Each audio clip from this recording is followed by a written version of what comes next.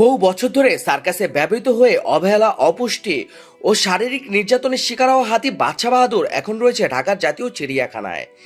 প্রধানমন্ত্রীর নির্দেশে প্রাণী সম্পদ অধিদপ্তরের উদ্যোগে হাতিটিকে উদ্ধার করে সেখানে স্থানান্তর করা হয়েছে।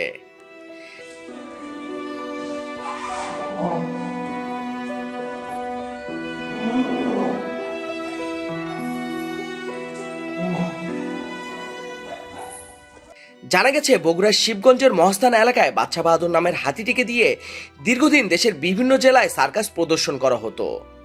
অভিযোগ রয়েছে, পর্যাপ্ত খাবার, নিয়মিত চিকিৎসা এবং প্রয়োজনীয় পরিচর্যার অভাবে হাতিটির শারীরিক অবস্থার অবনতি ঘটে। এমনকি তার একটি দাঁতও চুরি হয়ে যায় বলে জানা গেছে। পরে বিষয়টি সামাজিক যোগাযোগ মাধ্যমে ব্যাপক আলোচনার জন্ম দেয়।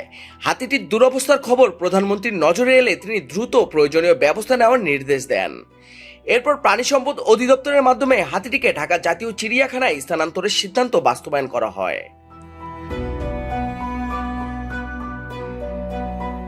বর্তমানে 55 বছর বয়সী বাদশা বাহাদুর জাতীয় চিড়িয়াখানার বিশেষজ্ঞ ভেটেরিনারি চিকিৎসকদের তত্ত্বাবধানে রয়েছে।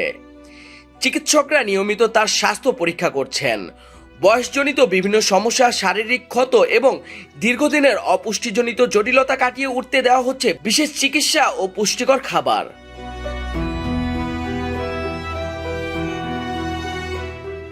চিড়িয়াখানা কর্তৃপক্ষ জানিয়েছে, হাতিটির সার্বিক শারীরিক অবস্থা নিবিড়ভাবে পর্যবেক্ষণ করা হচ্ছে।